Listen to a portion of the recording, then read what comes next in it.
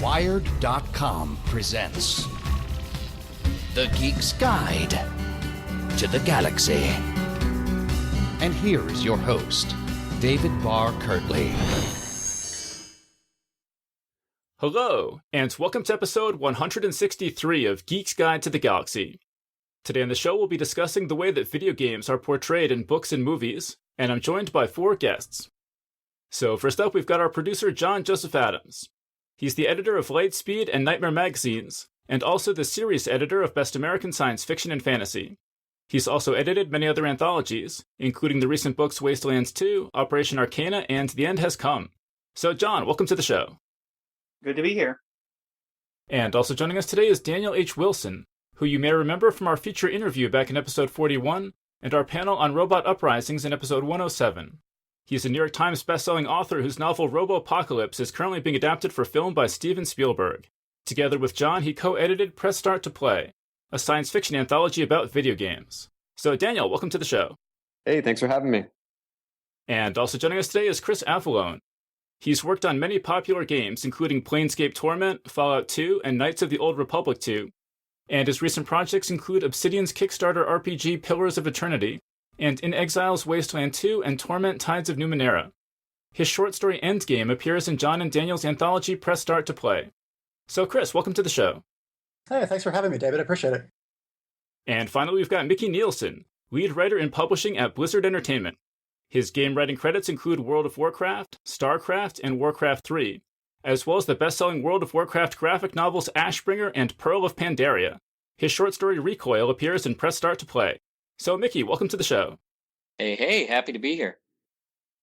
Okay, and so I want to start and talk about how gamers themselves are portrayed in books and movies, because it seems like there are basically two ways that gamers are portrayed. Either they're the best gamer ever and their game skills are somehow necessary to save the world or something like that, or the fact that they're a gamer is just used as a shorthand to show the audience that they're a total loser, or some combination of those two. And so it doesn't seem like there's a great deal of variety to how gamers are portrayed, particularly in movies. So I just want to throw that out to John. What do you think overall? How do you feel as a gamer about the way that gamers are portrayed in movies in particular? Yeah, I mean, it's usually pretty kind of depressing, because it is so either or, like you say, those two options. Although, I mean, I think Scott Pilgrim sort of subverts that a little bit, where it's like, Scott Pilgrim seems to be just a regular guy.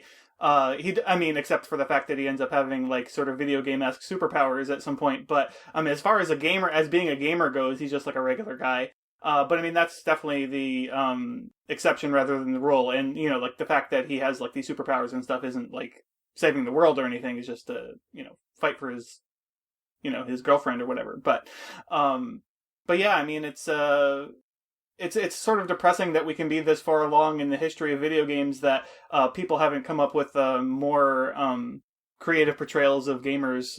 And yeah, it's like, of course, it's always insulting when you see them just being used as a shorthand for, oh, this guy's a loser, or, this guy's just some stupid nerd and, he won't amount to anything. Either that or they use it to portray it as a weakness that the character has, right? Like, or a loss of reality. Like, you remember The Beach when Leonardo DiCaprio totally loses his shit and he's running through the woods and everything starts to look like a video game. It's like, I challenge, can anybody think of a positive portrayal of video games being used as shorthand to like indicate like positive attributes for a character? I think Last Starfighter, granted, it's been a long time since I've seen it. And I guess Tron, too. I mean, there's all sorts of things going on with Tron. I mean, like Chris and Micky, you guys both work at video game companies. What is the attitude kind of around the office to movies about video games? Like if a movie like Pixels or something comes out, are people excited to see it, or are they like, oh, crap, not this again? Oh, they feel more obligated to see it. Like we used to go off on conversations about Grandma's Boy all the time in terms of like, wow, that's like no QA department I've ever worked with. And then they'll critique all the nitpicky aspects of like the programming jargon they're using in the movie and just stuff like that. But generally, as part of the culture, you feel like you sort of have to see those movies. For Blizzard, we actually had, when the company was smaller, we would have movie days where, if there was a movie coming out that related to video games, the whole company would go and see it, and they would just do that. So, but we also did that for, geek culture in general. The whole company went to see, Lord of the Rings trilogy, Star Wars episodes 1 through 3, all those kinds of things. We'll all go and see it. But same kind of thing, like the employees there, it's we have to go see it. Everybody feels like, okay, we need to go see it and then talk about it and either praise it or pick it apart. And usually there's a lot of picking apart that happens. All right, so we mentioned The Last Starfighter, and I, like probably other people, I haven't seen that since it first came out, but I remember it being quite good. I would probably list that as, one of my favorite. David, I don't go back and watch it. Oh, really? No, I actually have a Last Starfighter syndrome. Is where, wow, the memory of that was so good, but it just doesn't hold up when you watch it again. There are some movies that hold up really well. Last Starfighter is not one of them. Do not go back and see it again. There's another slightly similar variety of movie where it's not the same thing as don't go back and watch it again because it'll be terrible. It's be sure to watch it before you turn 8 years old, or else it will be terrible. And it doesn't matter, because I have young kids. I got a 5-year-old and a 3-year-old, and I'm hitting them up with Labyrinth and Neverending Story and The Dark Crystal, and that shit is awesome. As long as you are younger than 8, it is like you're transported to a new world. Yeah, actually, Tron is another one like The Last Starfighter, I think, where it's like, okay, well, when you're a kid, you see it and it's great and it's amazing, and you think about it your whole life about this legendary film that came out in the 80s, and then you go back and you're watching it like, oh my God. See, I always thought Tron was boring even as a kid. Oh, okay. I watched the original with my daughter, and what she'll do is she'll pick apart special effects. If the special effects are not up to snuff, then she'll check out. And so unfortunately with Tron, she went through the whole thing. We both love the latest one, though, that came out. So beautiful. Jesus. It was, yeah, and the music was amazing. I listen to that soundtrack while I write all the time. Yep. And they did too, and they're both good. 2 soundtracks. So then going forward on my list, the next thing chronologically I have, I think, is Gamer, which... No, we skipped over one of the major ones, Cloak and Dagger, man. Yeah. Did you ever see that, Dave? I don't think I've ever heard of that. Oh my God. Oh man, it's got the kid from E.T. and was it Dabney Coleman? Is that who the older guy is? Yep. So it's like there's an Atari game called Cloak and Dagger that is actually part of some spy plot. It's I'm sure it's terrible to revisit it, but I mean it was very formative to me. And Dabney Coleman in that is that he's actually like a virtual character that accompanies the kid, right? Is that correct? Yeah, I'm not sure if the kid is imagining him, but he's a spy that sort of helps the kids survive. That movie, it's definitely for kids, and it's like a wish fulfillment type of a movie. Like, what if you got a video game that had super secret information and you got to become a spy?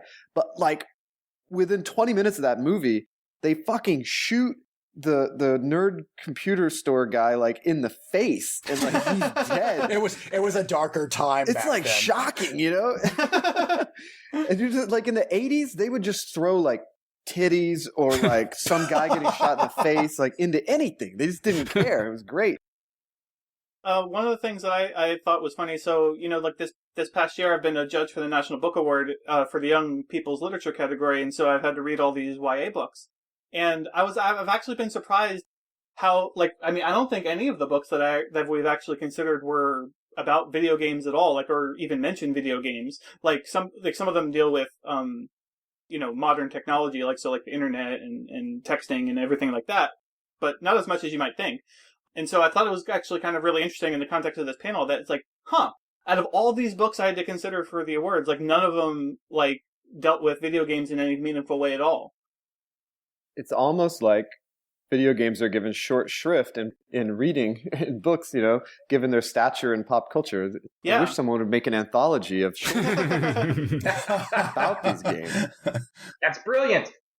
Yeah, we'll get to that later. But but John, I totally agree with you, because just even coming up with science fiction novels that really engage with video games in some substantive way for this panel, I was having a much harder time coming up with good examples than I thought I would. I mean, I could come up with lots of examples of virtual reality where people are in some sort of simulation and they're having an adventure in it. Mhm. But things that actually, that you would have to have actually played games and know game culture to have written, there weren't a ton that I could come up with. I mean, You by Austin Grossman, Ready Player One and Armada by Ernest Cline.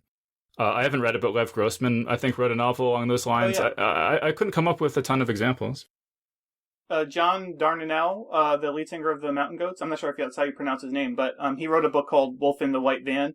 I haven't read that, but it apparently deals with video games. And then there's also Lucky Wander Boy, which is, seems to be like the sort of the go-to before Ready Player One came out. It's like this is the great American video game novel by D.B. Weiss, who's one of the co-creators of Game of Thrones. I have a little description about something from it, from the game in the book that Topless Robot did. But has anyone actually read this? I haven't actually read the book.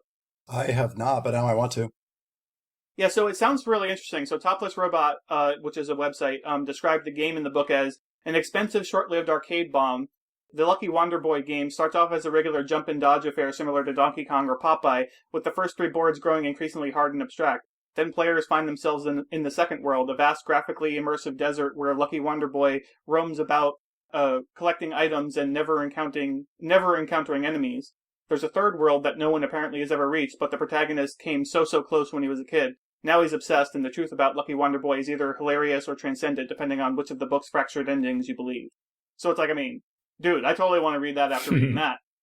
And I thought it was really interesting that, it's like, oh, D.B. Weiss, he wrote this, like, novel that's actually really, well loved by people who've read it. And it's like, I hadn't heard of him before Game of Thrones, so. That sounds like you did a lot of quiet time after finishing that just to process it. That sounds amazing. Yeah. Did anyone else have examples they want to list? One of my friends, Richard Dansky, he wrote this book called Vaporware, which I was a little skeptical about because whenever one of your friends writes a book, you have this horrible feeling like, oh God, do I tell them I actually read it or not? Like, do I compliment the cover art? Like, what do I do? But it turned out that it was fascinating, but I think it might have been because after working at game development, so much of Vaporware was like an inside look into that. And then he added a horror element on top of that, where basically the premise is there's a game that refuses to be canceled, and then how it affects the entire company bit by bit. And that, no pun intended, but it was really great. I wonder if I enjoyed it mostly because it's pretty accurate in terms of how the game development process works, in terms of like, here's how the departments are arranged, here's what your producer does, here's what a creative director does, and all the miseries that come along with that. Like it was all just spot on. But it was a really good read. I felt a little voyeuristic while reading it, but man, it was quite a read.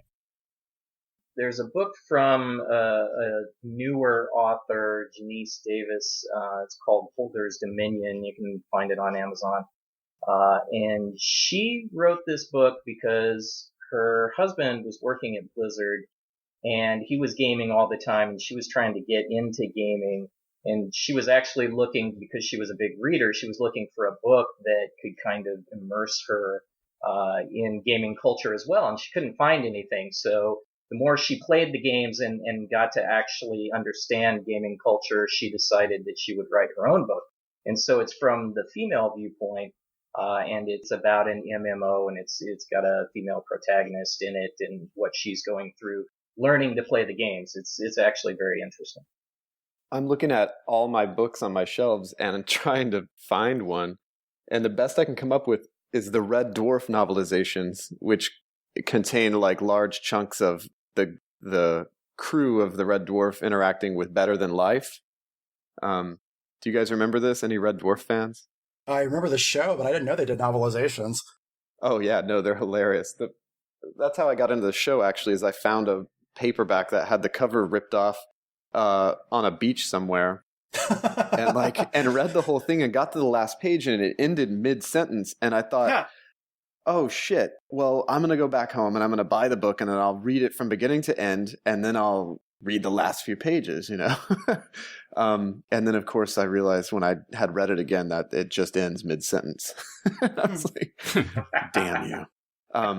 But they have this thing called Better Than Life, which is basically virtual reality that's immersive, and you can have anything you want and kind of predictably what happens is all of their worst inner impulses are rewarded and kind of come to the forefront, and they all end up in what should be their own unique utopias suited for their personalities, but which ultimately become their own unique hells because all of their horrible needs are catered to. Or desires, I should say. So are there any other good things people can recommend? I mean, I have some other movies here that are more recent. I mean, John mentioned Scott Pilgrim. I really like that. Mm-hmm. And Wreck-It... That's also a comic, obviously. So Right. And Wreck-It Ralph, I haven't seen that, but it looks pretty good. Yeah, Wreck-It Ralph's really good. Yeah, Wreck-It Ralph is definitely worth watching. Yeah, and it has a really cool, it's basically they play Mario Kart essentially, but it's like a different version of Mario Kart, and it's really cool how they make that work in the game. But of course, I mean, the whole premise is that all the different video game characters from the different arcade games and stuff, they sort of go to this other world when they're not working in the game, and they can interact with each other. And so the main character, Wreck-It Ralph, which is like an old 8-bit type game, sort of like Donkey Kong type of game. He ends up temporarily in a Halo type game and all that kind of thing. So yeah, no, it's definitely it's one of the best treatments of video games and film for sure. Yeah, I'd agree with that. I mean, the biggest challenge in that movie the characters face is they don't want their game to go on the fritz or have their actual game be forgotten about, because at that point you sort of lose your identity in your life. There's really nothing quite like seeing a homeless Q*bert in a game. But Wreck-It Ralph has a lot of really good moments like that, and it's one of my favorite movies. I mean, does it take any kind of... I haven't seen it, as I said, but does it take any kind of stand on whether old coin-op games were better than modern Call of Duty type games or anything like that? I did think the moment when... actually, they don't. They portray classic games as, they're, pretty much they're still fun to play. They're a little bit, simplistic in some parts, but overall there's iconic stuff to love about them. But I will say the sequence that John was talking about where Ralph ends up in a Halo style universe, I did sort of feel that was speaking to the parents in some respects, that a kid would not necessarily be jolted by that, but I think sometimes I was getting the impression this is an adult's perspective of what they see when they look at Call of Duty or Halo, as all this insane action going on and horrible things taking place and urgency and adrenaline spikes that actually doesn't seem like much fun. It just seems terrifying. And that's the perspective Ralph takes when he's actually part of that simulation. So I think that was a little bit of a judgment call, but it was an entertaining sequence. So I can't argue with it. That's interesting. I mean, I haven't seen Wreck-It Ralph, but like Pixels and these movies, I feel like Hollywood is just sort of cynically positioning the movies to take advantage of nostalgia from 35 to 45-year-olds for 80s arcade games, right? Is that what it's doing? I mean, has it been long enough now that they can just use it as a resource to exploit? That's what Pixels feels like. I don't think that Wreck-It Ralph I don't think that's a fair cop with Wreck-It Ralph, because I think it's very loving about it. And so it's of course, it is playing on nostalgia, but I don't think that it's the cynical sort of take like you're saying. I mean, but Pixels does feel like that. I mean, I haven't seen Pixels, but everything that I've heard about it, it sounds like it's so terrible that I want to avoid it.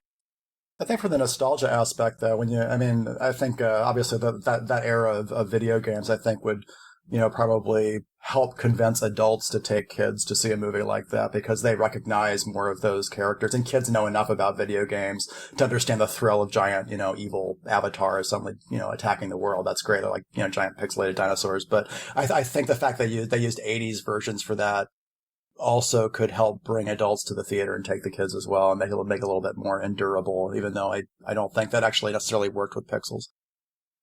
I did mention this movie Gamer earlier. I never got you guys' reaction to that. I remember it being more it's a dumb action movie, right? But I remember it being kind of more interesting than it needed to be. But it's 28% on Rotten Tomatoes, so maybe I'm just I have a slightly kind memory of it. But I'm just curious if anyone else saw that, if they have any reactions to it. I saw it, and I actually had the same reaction you did, where I felt like they could have actually taken an even easier road out, but they actually did take some time to, here's the uselessness of banning people and multiplayer online games, but then they had really horrific takes on it, where you're like, wow, that guy shouldn't be banned. Like, he should be removed from the world. But no, I actually thought it was, from a game development standpoint, which is unfortunately how sometimes I judge movies, where I'm like, oh, that make a good video game. That's, it's a good game mechanic. Well, not a great movie, but I was still glad that I saw it. Yeah, so the premise, if people don't know, is basically that real people, either if they're death row inmates or poor people, they have to make themselves players for other people to control in various types of games. And so the death row inmates become, sort of the first-person shooter type players where they're actually getting gunned down. And I thought there was some pretty decent social commentary in it. Yeah, I mean, it kind of sounded interesting, and then I had seen the trailer, and I was like, oh, that kind of looks... I was kind of skeptical about that, and then I heard a bunch of, terrible reviews, and so I never saw it. But, coming into this panel, I was trying to come up with different things for us, to what we would talk about, and I came across mentions of it, and I was reading about, the fictional game in the movie, which I guess it's called Society, and so it's sort of described as like Sims but with real people. But I guess there's different games. I mean, because if you have the first person shooter ones as well, but and so there's videos online of it's like an interview with the creator of the game, and it's played by the guy who played Dexter. And it's those videos, those one-on-one interviews with him in the movie. It's just it seemed so bad. It's wow, he is so miscast as that person. I don't know. I can't even. It's I was sort of interested to maybe go check out the movie, and then I watched that thing, and I'm like, maybe not. Another thing I wanted to talk about is just, I would, like I said, I was kind of surprised given all the science fiction writers I know who are so addicted to games that there aren't more novels about games explicitly, but there are a bunch of novels I think that were heavily influenced by games. And the two best examples I was able to think of was Ian M. Banks was apparently highly, highly addicted to Civilization. Oh. And a lot of my God, Player of Games. Yeah. Yeah. Oh my God, that book is so good. Actually, oh my God, I totally forgot about that. Yeah, I recommend that to my friends whenever they want to start Ian Banks. I obviously a lot of game development acquaintances, so I'm like, you have to check this out, because the social commentary in that book and the whole obsession that he has with this culture's game and because the premise of the book is there's a huge Federation style spanning society called the Culture, and they are presumably very enlightened, and what they do is they send emissaries to various planets. And some of those planetary societies have a lot of potential problems they could offer the Culture if they're not contacted correctly. And the one planet this emissary goes to, their entire society is governed by how well you can play this very complex game with very, very high stakes, where the stakes can result in various humiliations towards your opponent, excising, parts of flesh, putting them in compromising situations. It just gets worse and worse and worse. But the ruler of this world is supposedly the supreme master of this game. And it's a very simple, potentially, cliched premise, but you read it and it's fantastic when his perspective, just how immersed he gets in this game. You can actually and the ending is fantastic. I love Ian Banks, and the world is sadder for his passing, because his writing was just absolutely fantastic. Yeah, so I strongly suspect Player of Games was influenced by Civilization, but I couldn't find an explicit quote to that effect. But I did find a quote that Accession, one of the later Culture novels, was explicitly inspired by Civilization. It's basically if you were a super intelligent AI, what would you do? And you would play a million versions of Civilization all day long and see how things turned out. There's also a funny quote. That's what he was doing. There's also a funny quote I came across where it said that he had to announce at one point that one of his books was delayed because he had done nothing but play Civilization for 3 months and had gotten behind on his writing. And then the other example I was going to give is apparently when Salman Rushdie, when there was the fatwa against him, when religious fanatics wanted to kill him because of a book he had written, and he was in hiding. He apparently had nothing to do all day but play Super Mario Brothers, and so he was just playing Super Mario Brothers all day long. And he later wrote 2 kids' books, Haroon and the Sea of Stories and Luca and the Fire of Life, which are inspired by Super Mario Brothers. The second one apparently more so than the first, but it involves people punching objects and having coins come out and that kind of thing. It's very explicitly inspired by Super Mario Brothers. Cool. I mean, John, do you know anyone who in the field who plays a lot of games and you can see the influence of those games in their work? I mean, I definitely know a lot of people who play games. As far as the influence, Yeah, I mean, nobody immediately comes to mind. I mean, except for some of the people who've already written stuff about it, and I mean, people who are maybe in the anthology.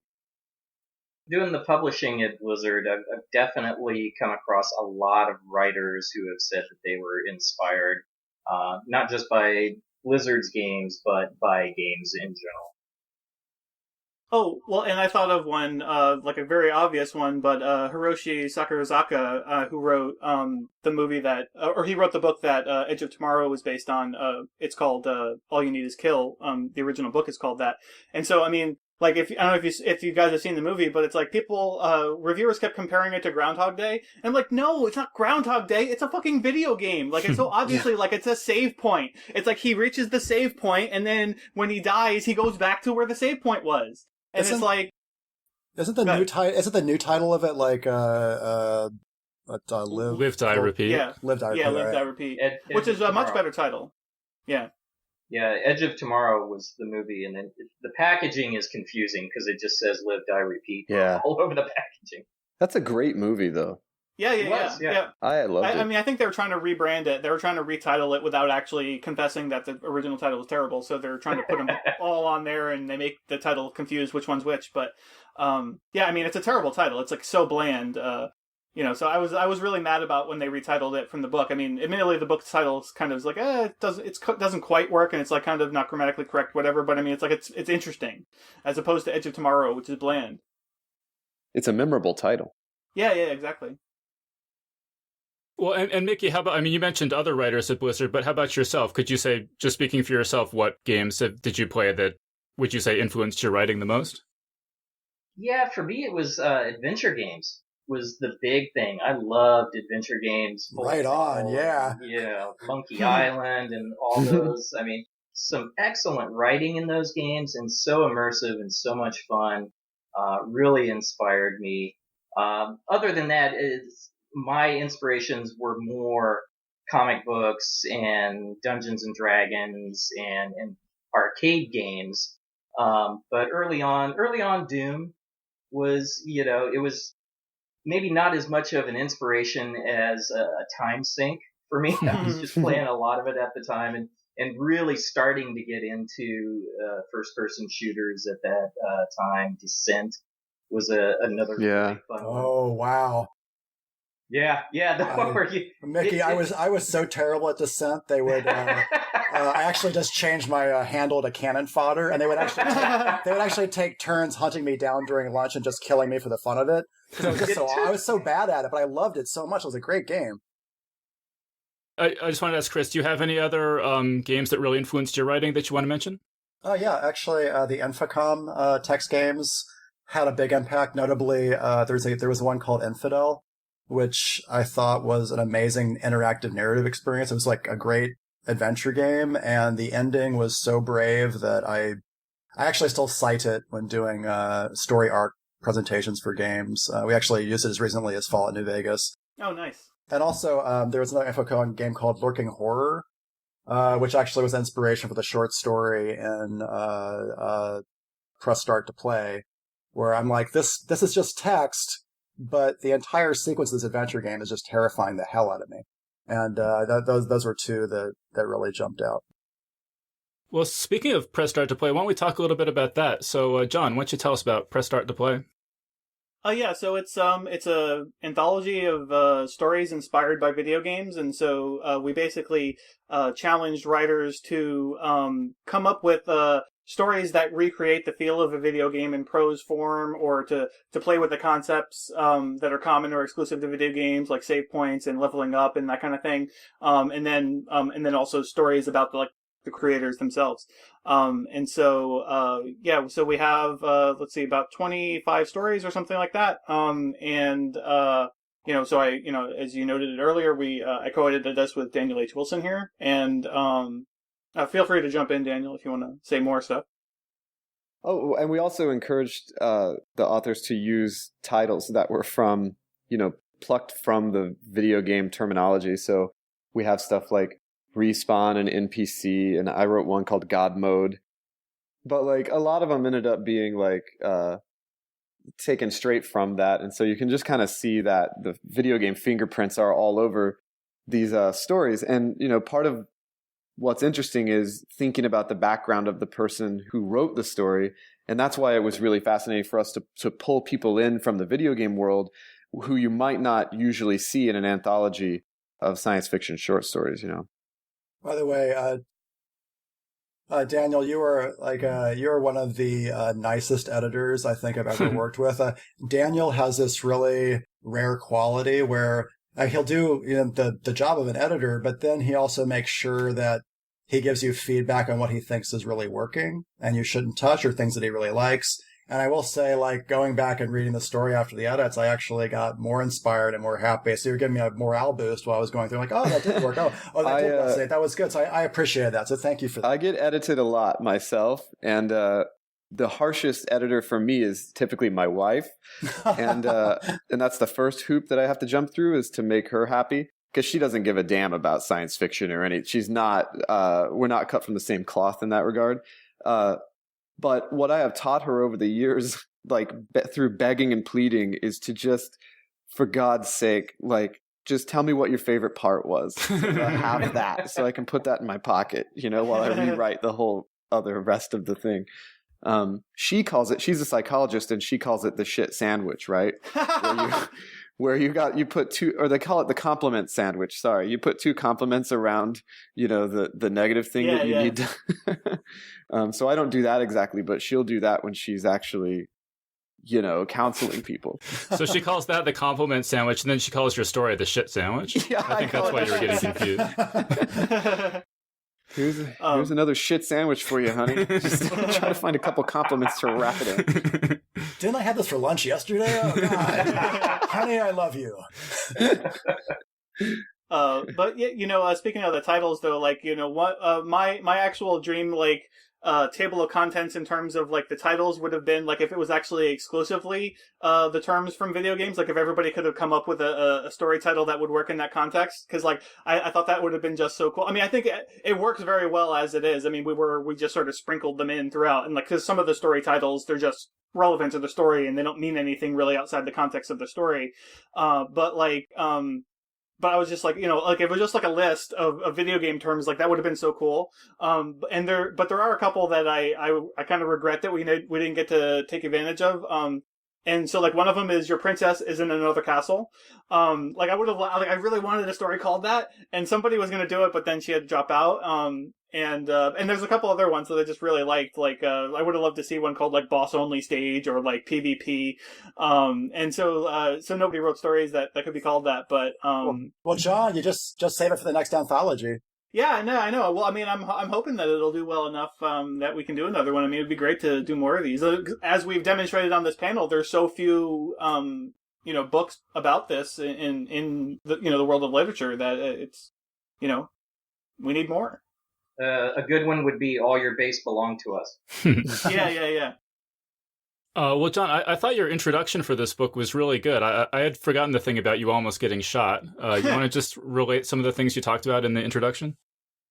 Sure. Yeah. And so, I mean, the thing that Dave's talking about there about almost getting shot, so when, one summer, I was basically just playing video games the whole summer, and I lived out in the middle of nowhere, but there was a house a lot away, and my stupid neighbor decided he got this .22 rifle, and he went up on the roof with his buddy, and he just decided to start shooting things, and so they're just screwing around, they weren't trying to kill things or anything, they were just screwing around. But so his buddy says, "Oh, hey, shoot the top of John's house over there." And so he does, and his buddy meant the roof or something, which I mean still stupid, but I mean but so he shot the house, and it actually went through the outside wall, through a whole room, and embedded in the wall opposite our family room, which is where the computer was.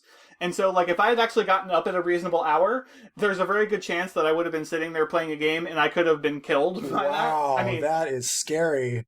Yeah, I mean, I know, honestly, I don't know if the bullet would have had enough, power to actually have killed me at that point, because it already had gone through a couple walls.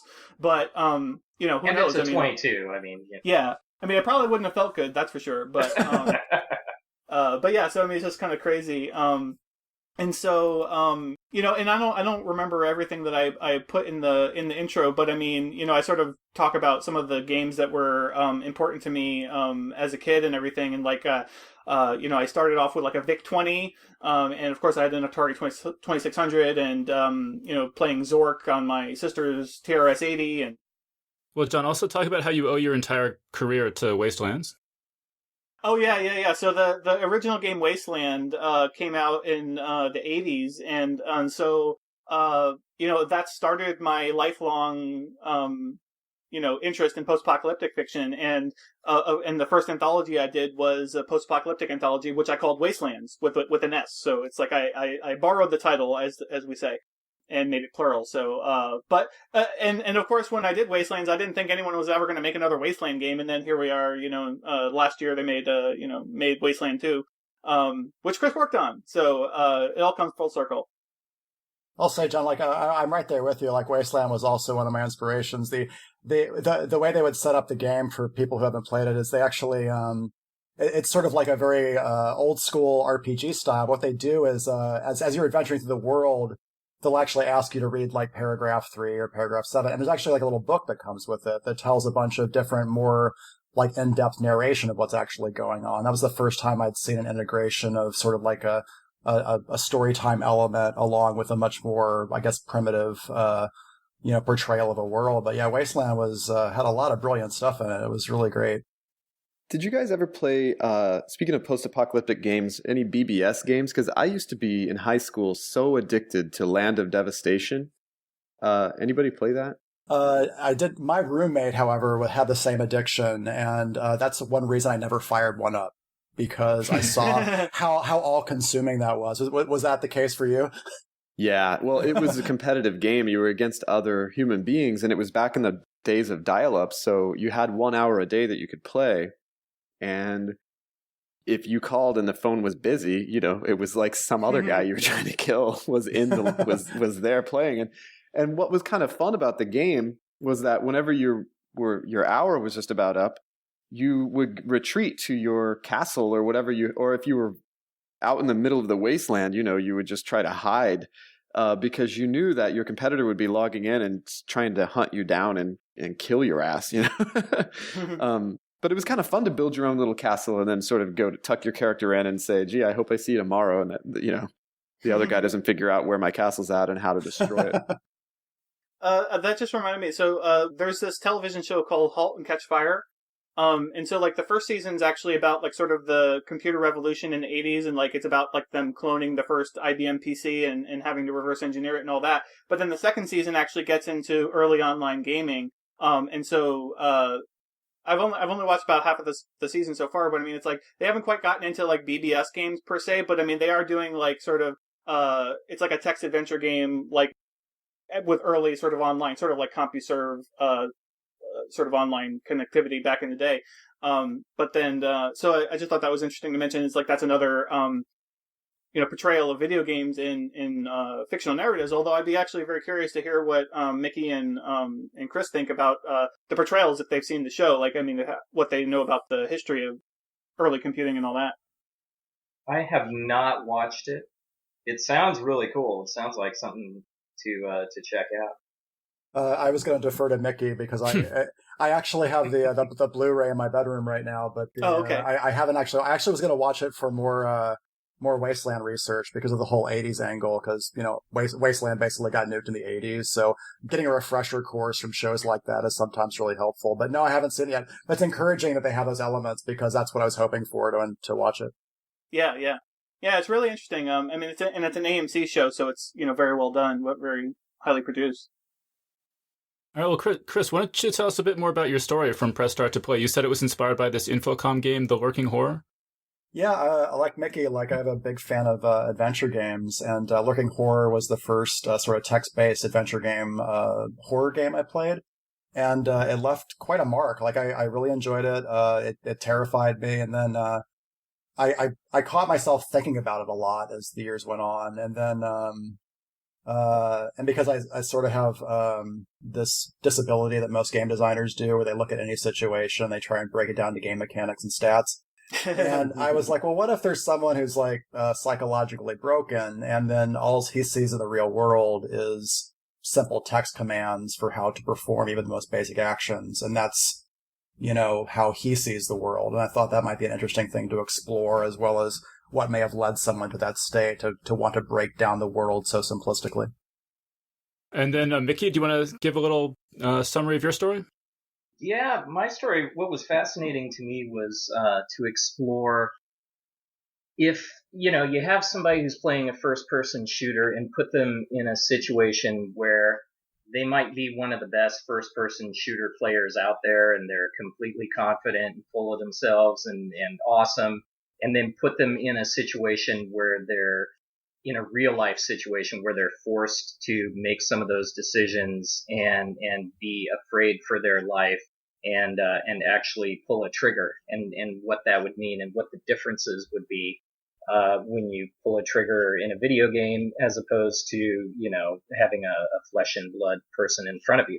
So that was kind of the starting point for it. And then I ripped off the plot to Die Hard and used that as the structure. But I had a lot of fun with it. It's a fun story, and it has some twists and turns in there. And then, of course, the other theme to the story is if you are a person who is in a situation where you have to, if you're a soldier or something like that, and you have to pull the trigger, what do you feel when that happens? And what does that mean? And there are people out there who can pull a trigger and not feel anything. And so that's really the kind of the theme that it's wrapped around. But the main character in the beginning is learning how to do computer artwork on his friend's computer. His friend works at the video game company, and that actually came from my own history. That's how I started at Blizzard. A guy named Sam Wise, who is one of the main art guys at Blizzard's been there for 20 some odd years. I learned art, which is where I started, on his computer late at night, just kind of hanging out, borrowing time on his computer. And was it similar to the story where a security guard might catch you when you would get in trouble or anything like that? I don't even think we had. So at that time, Blizzard was Silicon and Synapse, and it was about 10 people. So I don't even think there was a security guard around. It was just, we had this tiny little office space in the office building. But there were other people who were, would spend the night there. We had a guy who would walk around in his kimono. He was, he slept there. That was his apartment. And do you think that playing first-person shooters has prepared you in any way for dangerous situations that you might find yourself in? Well, I was in the Army. And so right out of high school, I went to boot camp, and I went to Operation Desert Shield, Desert Storm. And so there was certainly a little bit of, it wasn't first-person shooters at that point, but, video games and reflexes and things like that, and thinking about, okay, the differences between killing somebody in a virtual setting and being forced into a situation where you might have to defend yourself or others. So there was certainly, part of that thought process. That's good, because I wouldn't want to think that my 5 years spent doing nothing but playing Doom was for nothing. So. That's right.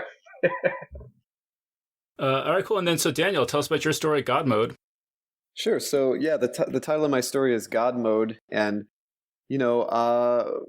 growing up, in high school, I got really into programming. And, I used to make my own text adventure games. And I spent a lot of time trying to make video games. And then I did the computer science degree, which only led to more attempts to make video games. And over time, eventually I strayed into artificial intelligence, and that's how I kind of got knocked out of that trajectory toward video games. But I spent a lot of time kind of building these virtual worlds, and you realize that if you don't render it, it's not real, and thinking about that concept of rendering the world in order to make it real, is something that I was playing with thematically. Some physicists think that if we don't witness the world, then it just sort of sits there in an unknown state, until we literally experience it, and essentially our brains are rendering the world into our minds, at every moment. So God Mode is about a kid who meets a girl. He's making video games. He's studying abroad in Australia. They're both young and beautiful, and they're falling in love. And then the stars disappear, and it's completely impossible for this to happen, obviously. So there are lots of sort of scientific explanations about what could have happened, and then they stop hearing from America and other continents, and large pieces of the world are just kind of fracturing and disappearing into nothing, so maybe there's a little never-ending story going on here. But what the protagonist realizes is that the things that his girlfriend remembers most, including him, are the things that are hanging around, and everything else is basically turning unrendered. And he's trying to basically figure out what's happening to the world, whether he's a figment of her imagination or whether she's a figment of his. And ultimately, there's a pretty satisfying twist at the end that brings this all together, and you come to understand what's happened. And there's kind of I think there's a bit of a beauty to it, to the way that it's ending. Also, it's partially inspired by just my terrible memory and my underlying fear that I'm just going to forget all this shit. I mean, at some point when you're young, you think, okay, I'm going to collect experiences of the world. For me, it was I would read books and I'd throw the book against the wall and I'd say it's in the vault. I read it, I know it. And as you get older, you realize, nope, we're all goldfish. We're we're just pulling in experiences and keeping some tiny fucking piece of it. And it's maybe stuck somewhere to your soul where it's not even a part of your real memory. And the vast majority of everything we experience is just a waterfall going right over the edge. And realizing that, that was a little bit of the realization that went into this as well. Is this story autobiographical at all, Daniel? I did study abroad in Australia. I did fall in love with a beautiful girl there. So, like any story, I'm plucking bits and pieces of it out of my history. And it's also a story that I the idea for this short story hit me whenever I was in high school. It was a very different version of this story, but the germ of it, the idea, I think every teenager flirts with solipsism, the notion that maybe you're just imagining the whole world and nobody else really exists. I mean, it's the ultimate narcissistic sort of thought process, and it's very fitting that it hits us mostly when we're about 18. So, it came from that, and I'd been kind of toying with the idea for a while. And that's why I love these anthologies, because you get thrown, like a toy store to play in, in this time it's video games, and then it really helps sharpen and focus your any type of vague ideas you might have into something that you can write. I guess I just want to mention too that my short story Save Me Please is in this book, and I'll just mention I got the idea to write it. I was in grad school. I belonged to a sort of a campus club, and there was a woman I met, and she told me about how she had started playing World of Warcraft because her boyfriend, she said, was so addicted to World of Warcraft that the only way that she could interact with him anymore was if she logged into the game and appeared as a character in the game world. And that's the only way they could spend time together. And that really struck me. And so I sort of started Googling that, and I found a website called gamerwidow.com where it was all these women sharing stories about that. And I just thought that was such a striking phenomenon. I just read through dozens and dozens of accounts like that, and that helped inspire my story. And actually, my all-time favorite piece of fan mail I got was from someone from France who said, actually, I put a button on my website that people could send me money if they like my writing. And only one person has ever sent me money through that website. And it was this young woman from France, a college student, I think. And she said that one of her friends had been addicted to World of Warcraft and had been disappearing, socially and, failing his classes and stuff. And that she had him read my story, and that kind of snapped him out of it and allowed him to achieve a better balance between gaming and other priorities in his life. So that's my story, Save Me Please. So it's in the book as well.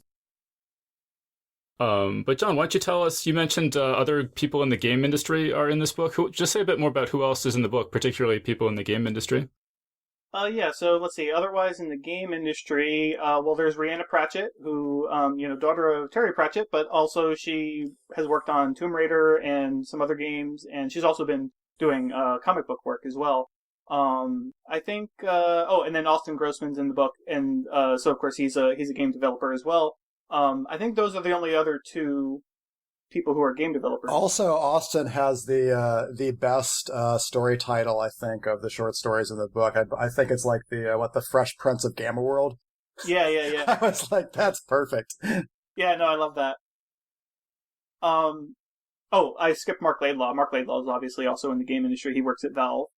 But Chris Cluey's in the book, and so he's the outspoken former punter who has become sort of a commentator about gay rights issues and such, and but also his Twitter handle is Chris Warcraft, so obviously he's heavily into games. And two of the other sort of huge names that are in the book that we didn't mention are Andy Weir, who wrote The Martian, and Hugh Howey, who who wrote Wool and other things, and also I collaborated with on the Apocalypse Triptych. But they actually have the last two stories in the book, so obviously we thought pretty highly of those. I don't know that they had any particular gamer connection, but they both seemed reasonable enough to ask. I think the deal with Andy's story was T-Warrior was that it was so foul that another publication had declined to publish it. And the instant I read it, it's just a quick story, but it put such a big grin on my face. I was like, yes. Yeah. It's a really inventive story, and really plays with the whole notion of how we game. And so I thought it was really interesting at what it does. Andy worked at Blizzard for a little while. Oh, did he? Oh, I didn't know that. Okay, cool. Well, that explains things. All right, cool. So I think that's pretty much all the time we have. I also just wanted to mention we had two listeners suggested video game-related books people should read. That I'm not familiar with them, but Gerald Hines says that Connor Caustic's Epic has a society organized according to skill at MMORPGs. And Nicolette Stewart says recommends Flex by Ferret Steinmetz. So check those out. Yeah, I actually looked that one up because I didn't know that was about video games. It didn't seem like it was about video games, but maybe it is, and it just didn't say so in the description. Hey, I wanted to mention also, sorry, not to plug too hard, but I actually made a video game recently that came out this year for iOS called Mayday Deep Space, which totally plays with the idea of using speech recognition to interact with a non-player character that's in some situation, and it's almost like in the Matrix when Morpheus is guiding Neo through those cubicles. Anyway, that came out in January. I would love to hear what you guys actually think about it. Let me know if you want a pass for it. Oh yeah, sure. Anyone who wants to send us free stuff, we're always happy to take it. Actually, I was just going to mention there's also this new zine called Sub-Q, so it's sub-q.com, and they're doing interactive fiction, which is essentially a game. So it's I haven't messed around with it too much yet. It's it literally just launched August 4th, so it's only been around for a short while. But they've got some stories by authors who have published, including Vajra Chandrasekhara. It looks interesting, but like I said, I haven't checked it out, but people might want to investigate. I also forgot to mention, earlier I mentioned Salman Rushdie, and I would really like to interview Salman Rushdie, but we have not been having any luck setting that up. So if anyone listening has any, knows Salman Rushdie and can, put in a good word for us, please, I would really appreciate that. Okay, so how about just to wrap things up, Chris and Micky, do you guys is there anything else you want to plug? Anything else you're working on that you want to let people know about? So, Micky, is there anything else you just want to mention? Yeah, I've got a dozen projects I'm working on. Working on a werewolf horror novel right now. That's out to publishers. A graphic novel that's a noir graphic novel, and a movie, a kind of an 80s throwback vampire comedy, which it looks like we are very, very close to funding and actually being able to start filming. So I'm very excited about that. That sounds awesome. Oh, yeah. That's perfect. It's a lot of fun. All right, great. And Chris, anything you want to mention? I'm working with In Exile on the sort of spiritual successor to Planescape Torment. It's called Torment Tides of Numenera, and it uses Monty Cook and Shannon Germain's Numenera setting for the basis of a sort of torment-like experience. And the whole premise of Numenera is it takes the idea that, science advanced to such a point, it's almost indistinguishable from magic. But then they did that 9 times in this world, so you're exploring all this wreckage of all these other civilizations, and it's a pretty rich setting for telling a torment-like story. I'm also wrapping up the Wasteland 2 novel, and the only reason I bring that up, aside from the Wasteland mentions, is because as soon as John started talking about the TRS-80, one of the characters almost like starts the novel in a cult compound of people that worship the TRS-80. And I went through like all the old manuals and the coding premises, and I tried to use that for ways they organize their like cult compound society in terms of subroutines and like, the dangers of like garbage in, garbage out, like all this stuff, which was a blast, but it really took me back to the 80s too. So that was a lot of fun to do. But yeah, no, life's going good, and that's pretty much about it. And John, you have anything you want to mention? Well, I actually have a couple of different things coming out over the next couple of months, besides Press Start to Play, which comes out August 18th, and you can learn more at johnjosephadams.com/press-start. I also have in September Loosed Upon the World, which is a climate fiction anthology that comes out September 15th, and then on October 6th, the first volume of Best American Science Fiction and Fantasy comes out, which I co-edited with Joe Hill. All right, great. And Daniel, anything you want to mention? Sure, yeah. Obviously I would love for everybody to check out Press Start to Play. I'm writing Earth 2 Society series for DC Comics, which comes out every month, and nice. It's very fun. That's I'm awesome. building a new world in a binary star system, which totally messes with my Kryptonians. And I have a graphic novel from DC coming out in January called Quarantine Zone. And then, just Mayday Deep Space is on iOS. All right, great. Well, that all sounds awesome. And I think we're all out of time, so I think we're going to have to wrap things up there. So we've been speaking with John Joseph Adams, Daniel H. Wilson, Chris Avellone, and Micky Neilson. So guys, thank you so much for joining us. Had a Great. blast. Thank you. Thank you. Yeah, thanks for having us. And that was our panel. So big thanks again to John Joseph Adams, Daniel H. Wilson, Chris Avellone, and Micky Neilson for joining us on the show. Big thanks as well to everyone who's given us 5 stars on iTunes, including Stu Lawson in Australia, who writes, "Entertaining and educational, consistently good content and topics, a truly fun, fascinating, and enjoyable podcast. Highly recommended if you're at all interested in sci-fi or pop culture. Please keep up the great work, guys, and continue to make it so." So huge thanks again to Stu Lawson for that great review.